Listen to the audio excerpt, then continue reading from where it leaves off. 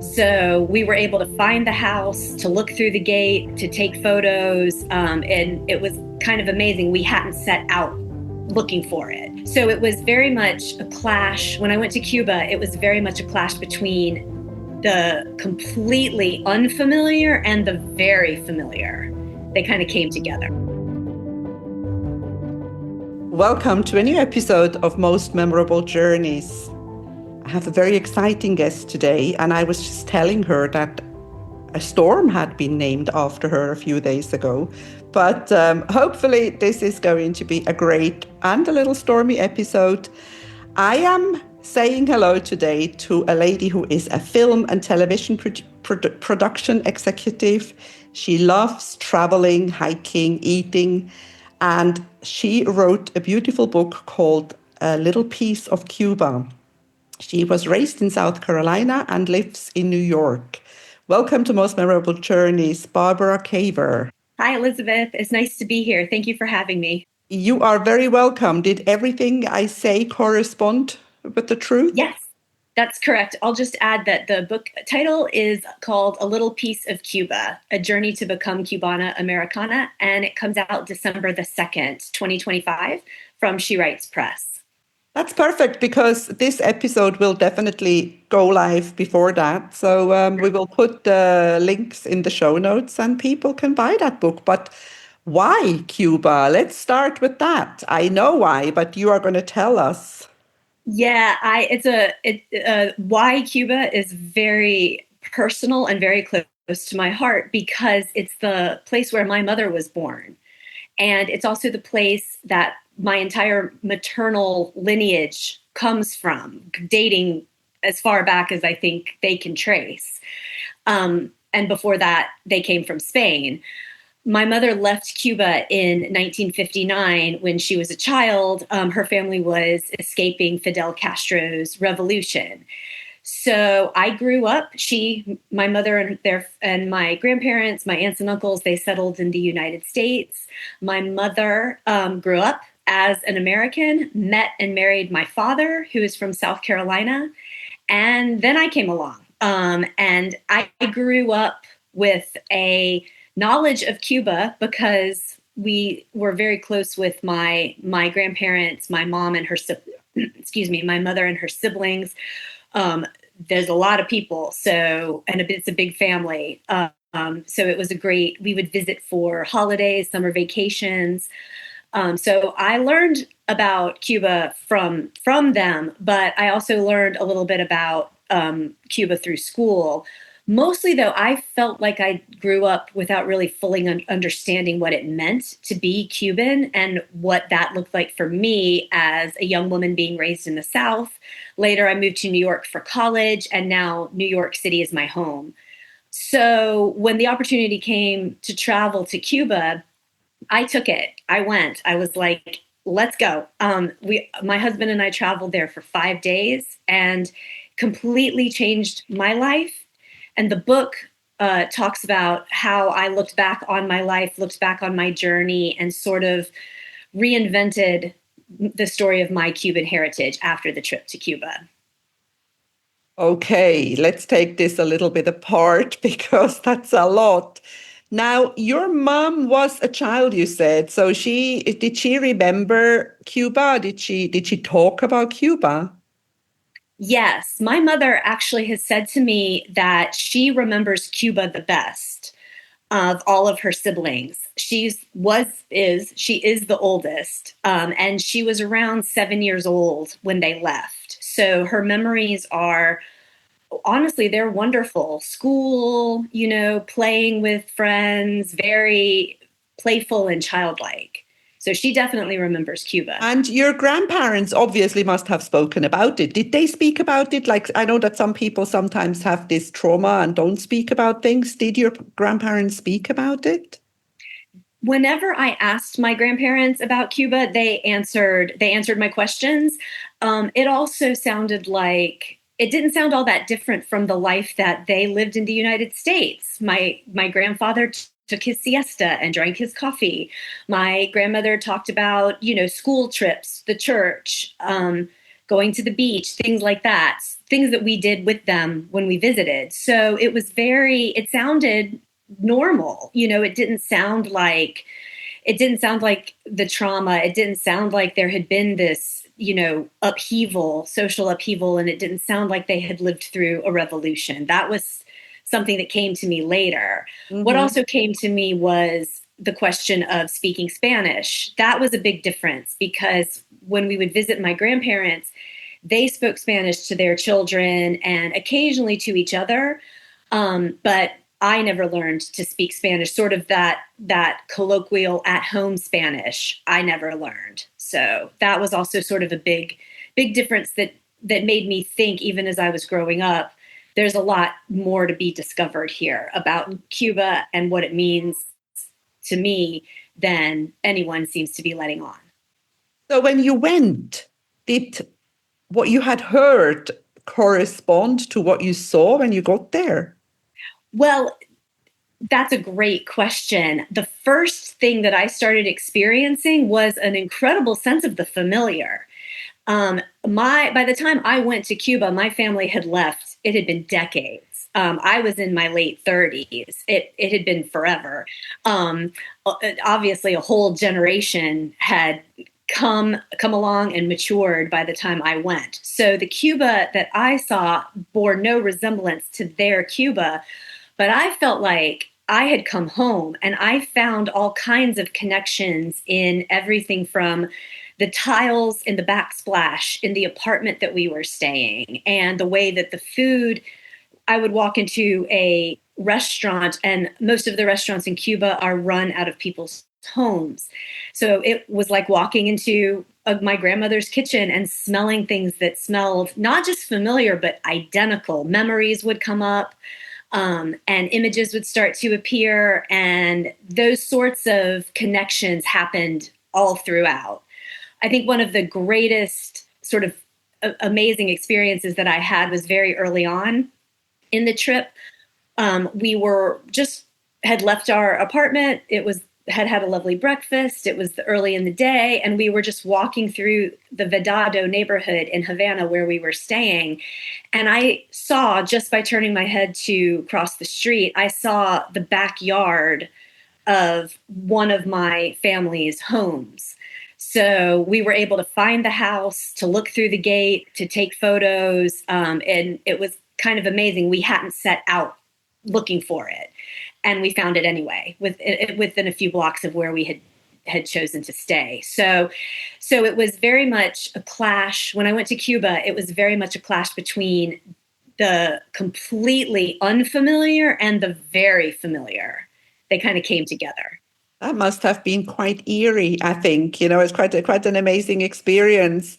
They are all from Havana. The family is all that your grandparents lived in Havana before they left. Yes, that's correct. The family all comes from the Havana area, both sides, as far as I know. So Did you get to visit more of Cuba, or did you just do Havana at that time? we decided to stay in Havana. We were lucky. We took a day trip to one of the beaches not too far away. There was a lot to see and do in Havana. We were very busy. So for 5 days, it was good to not feel like we had to pack up and move a lot. It was good to kind of center ourselves, and just experience it, wander around, go to different places, see different parts of the city. It was a good. I'm very glad we stayed in Havana for the whole time. When did you decide to write the book? Did you go to Havana thinking that you would write a book, or did you decide, when did the thought come in? Um, that's that's a wonderful question, and it's a big one because I had actually been thinking about trying to tell a story about Cuba pretty for a very, very long time. I had studied filmmaking in college, so I wrote a screenplay outline, about a fictional screenplay. I started to write a few essays. There's a lot that I wrote in my personal diary, just asking, like, am I Cuban? How does this fit in? So I had really been very curious, there had been a desire to connect with Cuba and also then do something with that connection once once I had really experienced it.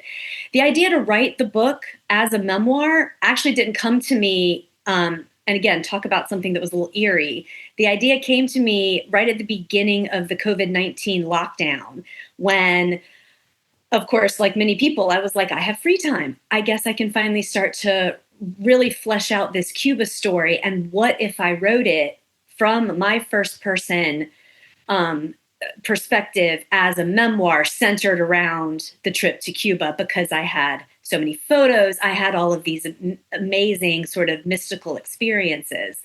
Um, so it kind of came to me in a flash overnight, and I started free writing. Um, found a book coach to work with, and here we are. The book's coming out soon. So It's funny what that COVID period did to us because I started a podcast. yeah, and look, here we are. Yes, COVID because you COVID know can bring people together in many I ways. know I'm a traveler. I was a tour guide. I was a conference interpreter. My life is a trip. And suddenly I couldn't go anywhere. So I thought, if I can travel, I can talk about it. And here we are. You're probably going to be about episode, I don't know, 230 or something. So, yes, I kept it going, and I've had the opportunity to meet so many people, so many interesting people, and people like you who have this background of cultures. How do how does the American culture and the Cuban culture, how do they coexist? The I would say that in my personal experience, the American culture and the Cuban culture, they're trying very hard to figure each other out. Because of the long history with the embargo, because the administration, the political climate in the United States changes how the average American may or may not think about Cuba or react to Cuba. Um, I think that's sort of one way that it feels a little cold. But then you have the what people that I call it refer to in the book as real Cubans, people who really, either because they still have family there, because they grew up in a very strong Cuban community that preserved the preserved Cuban Spanish. They grew up with many generations of their family and friends, kind of all in the same area. For these people, and these were a lot of the people that I met when I moved to New York, Cuba is very much in their present. It's part of their day-to-day existence. They think about Cuba the way that I might think about visiting my family in South Carolina. It's that close to them, it's that familiar, they know exactly what's going on. So the relationship between the US and Cuba, what I've seen is it feels like two extremes between something very distant and something very, very close. It's fascinating. And at the end of the day, everybody in the US came from somewhere. So, that's something that people sometimes forget. There's no, unless you're native. Exactly. Now, did you, as a child, ever feel excluded? Have you ever been told, you're Cuban, or is that a thing? Is there any, I don't know, I don't want to call it racism, or maybe I should call it racism. Did that exist? What I experienced was what I experienced was something very interesting, and this is also something that comes up a lot in the book. And this actually, it seems like it would be negative, but it did pique my curiosity about what it meant to be Cuban. When I was younger, my first name is Carmelina. That's my grandmother's name on the Cuban side of the family. Barbara is my middle name, and that's my paternal grandmother's name. So I'm named for both grandmothers, even though I have an Aunt Barbara, I have several cousins named Barbara on the Cuban side. So again, the connection started very early on with my names. So I would get questions from people, what's a name like Carmelina? And I would say, oh, I'm named after my grandmother and she's from Cuba. And the response I got could be really baffling. Sometimes people would say, oh, but you don't look Cuban. And that was happening to me when I was a child, those kinds of experiences. Then I arrive in New York for college when I'm a young adult, and the reaction is very different. Oh, your grandmother's from Cuba. Oh, so is it your mom or your dad who's Cuban? And, oh, your name is Barbara. Of course you're Cuban, because the name Barbara is very significant in Cuban culture. Saint Barbara is a very big saint in Cuba. So again, it's that, like, it felt like it was two extremes. On one hand, it's like, oh, you can't possibly be Cuban. On the other hand, it's like, you're definitely Cuban. It's great to meet you. Let's get some coffee, let's have a glass of sangria, and let's share some stories. So yeah, that was sort of the character. That was the way my experiences evolved. Amazing. Now, the name giving, because we do that here in Cyprus, do you give your do you give grandparents names to your children? Is that a Well, oh, I that was that's what I experienced in my family. I was named after family members. I have a lot of my younger brother is named after my father. A lot of names on both sides of the family repeat themselves. Mhm. So you'll see a lot of middle names that are the same. A few of us go by our middle names, like me, just to distinguish from a parent. We go by nicknames. So yeah, the names. There's definitely a inheritance with names within my family. It's fascinating because it's done here in this Greek and Cypriot community. Now, we're not going to tell them anymore because they have to buy the book, right? Yes, they do. So Yeah. enough of Cuba. But my next question, what made you study filmmaking? Filmmaking, I was always interested in telling stories. And the thing about filmmaking that attracted me, also from an early age, was the fact that it's a visual story. So I enjoyed taking photographs when I went to Cuba. I know last thing I'm going to mention about Cuba, but almost anytime I travel, I take my camera with me and I come back with, especially now in the digital age, hundreds of photos. And when I used to travel and take photos on 35 millimeter film, I have negatives and prints, and it was a big project to get all of the photos developed. So I love the idea of telling a visual story because I felt like it could engage with people on several different levels. So that was why I started studying filmmaking. And certainly now, what I learned in my travels, wherever I go, when I go back to my photos, that's the photos, the images are what trigger the strongest memories of pretty much anywhere in the world. It could be, you know, it could be a restaurant down the street from where I live right now, or it could be someplace as far away as Cyprus, or I recently traveled to the country of Georgia. And I know in a few years, when I pull up a photo from Tbilisi, I'll smell the sulfur baths. They really strong. It's a really strong connection when you have a visual way of telling stories. So that's why I became a filmmaker.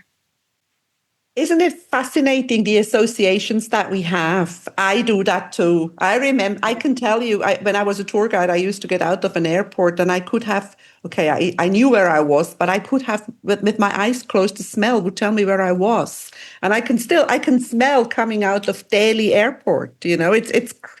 So these are now, tell me a little bit about your travel. I think you've traveled a lot. I Yes. went through your social media and I saw a few things. When did the travel bug bite you? The travel bug bit fairly early. One of my first trips, we traveled a lot when I was younger, mainly to visit my Cuban grandparents.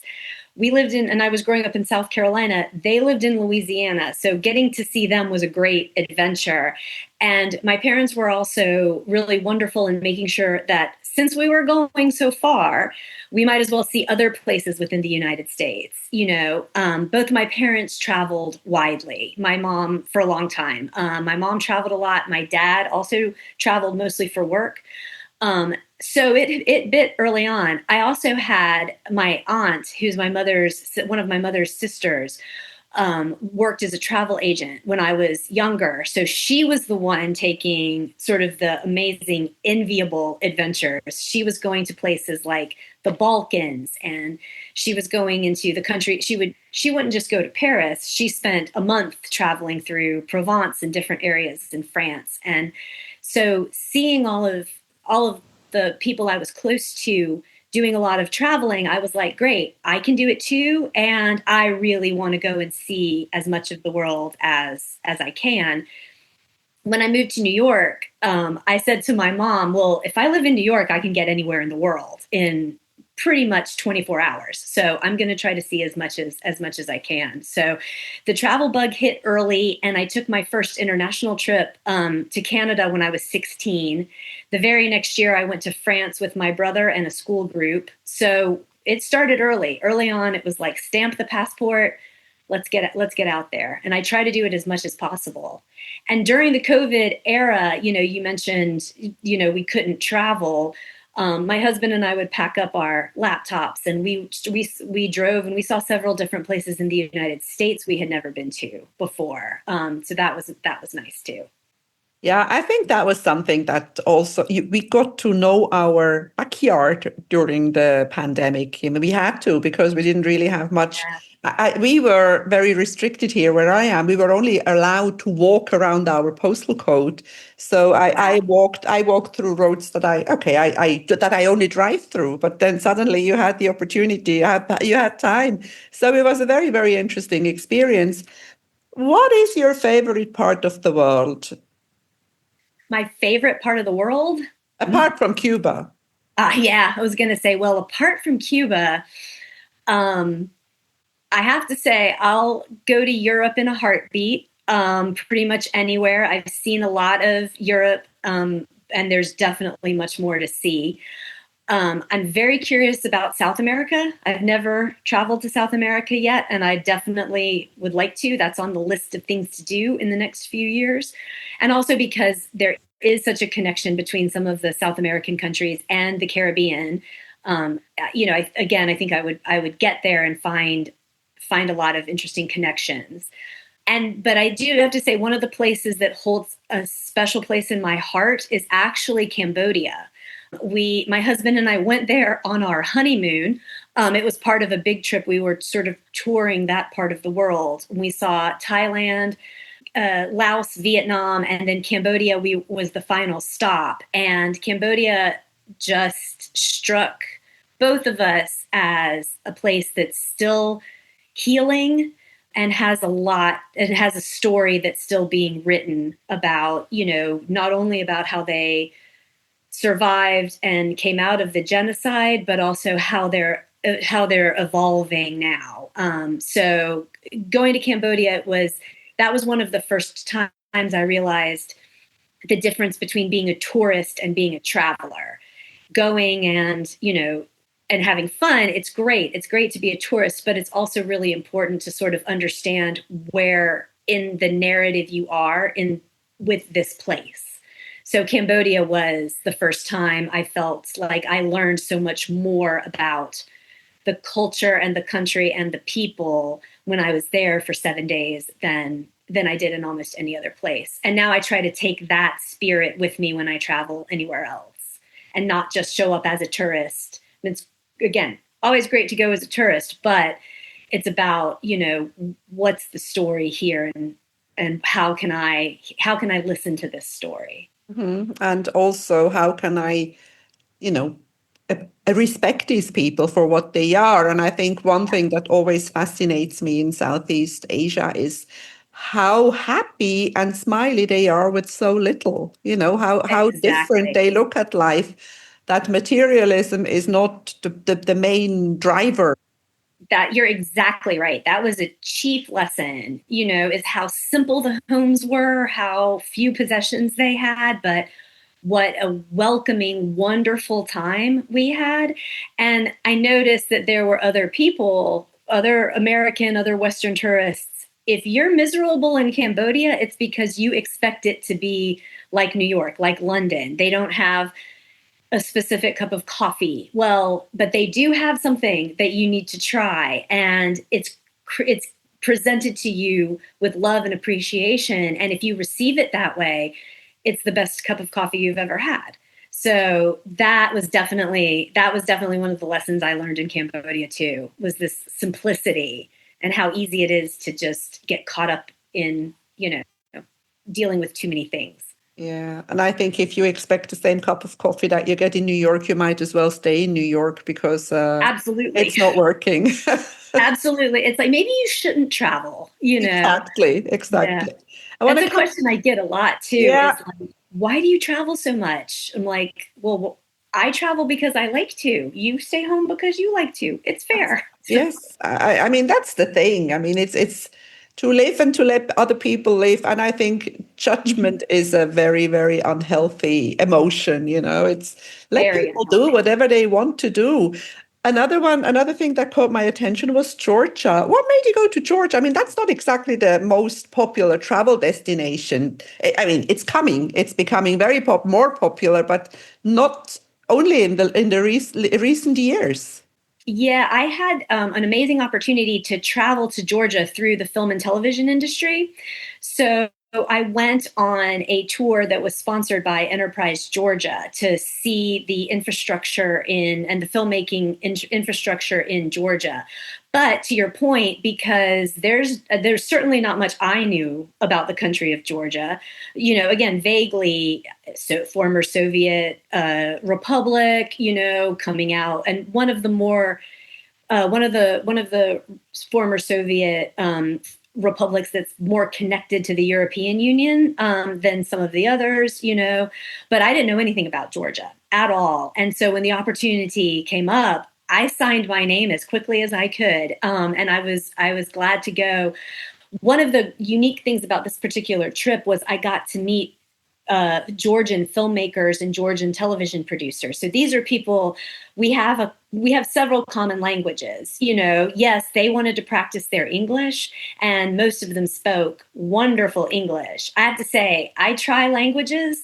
Georgian is an incredibly difficult language to try, but they were very gracious. And so it was nice to experience the fact that we had English, but we also had film and television language in common. And we could connect on a lot of the same questions. If I'm bringing a crew to film in a certain location, what are the problems? What are the obstacles? How easy is it to overcome? What can I expect? What do I need? How do I need to plan?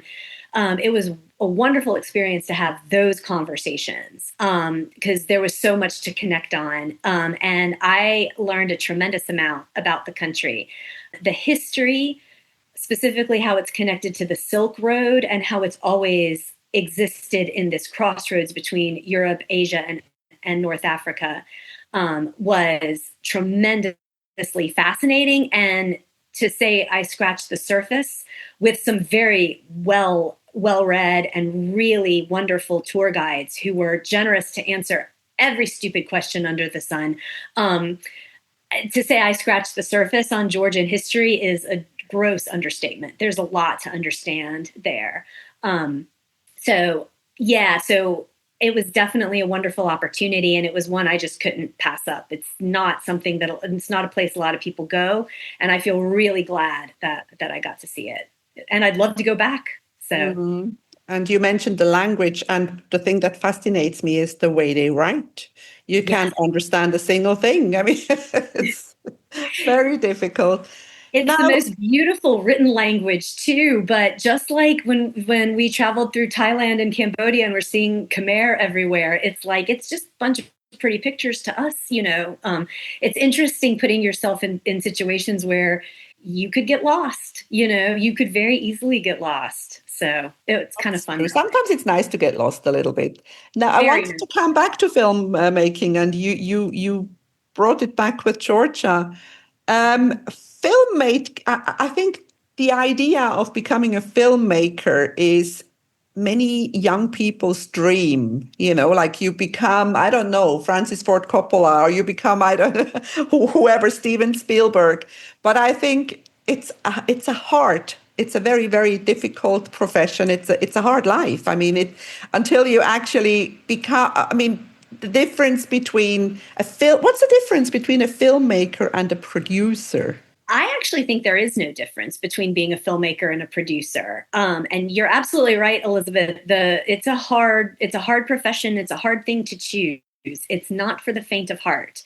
Um, yeah, I definitely think there is no difference between a filmmaker and a producer. I think in the difference might be that a producer could it in a when you really start to put a film together, when there's financing, when you're putting a plan together, a producer has a specific job description, whereas a filmmaker can mean a lot. Can It's a sort of a bigger umbrella term, and it definitely refers to someone who's a visionary, an artist. Whereas when you're a producer, you're definitely responsible for the vision and the creation, but for something very specific, and it comes with a job description. I think that's probably the cleanest way to put it. So, Mm. but whenever, even though the industry in the United States has definitely been going through some challenging times, I try to take as many interviews as possible with people who are curious about filmmaking, especially young people, and especially people who are just curious potentially as a second career or as an adjacent career. Maybe they've been working in advertising, and there's so many different skill sets that are involved in making a film. It's one of the few arts that is so collaborative. There are filmmakers out there who work by themselves. um, that's a particular style of filmmaking. It brings a lot to the aesthetic tradition of the art form, but I don't think it's realistic for every filmmaker to work in a vacuum. I think the nature of how the art is created demands that people work in a collaborative group. And what I understand from other people that I know, I think that the hardest part is getting financing. The hardest part is definitely getting financing. Yeah. And because it is a collaborative effort, and a lot of, even the smallest films can have large crews. You have to have a lot of resources to wrangle people and equipment and, costumes and everything that you need to bring it together. And you need to have a lot of resources at your disposal so that you can have some of the conversations I was having with those Georgian filmmakers and really say, how can we do this? How can we plan this out? And know what your parameters are financially. That's one of the key questions when you're going into planning a film. So an influencer who films with his phone is not a filmmaker on TikTok. I think it depends. I would want to look at that person and say, what story are you telling? Mm. You know, and I think it really is a case by case basis of, is this influencer selling something? Is this influencer trying to get attention for something? It's not a yes or no answer. They could very well be a filmmaker. We're coming to the end already. Time flies when you're having Wow. fun. Right. What's next for Barbara Caber? What is there a possibility that the little piece of Cuba could become a film? I have to say, I've got to be honest with you, Elisabeth. I hadn't thought about it becoming a film. Certainly not a film that I would do myself, but I do happen to know a lot of documentary filmmakers I might want to give it to if they're interested in making it into a film.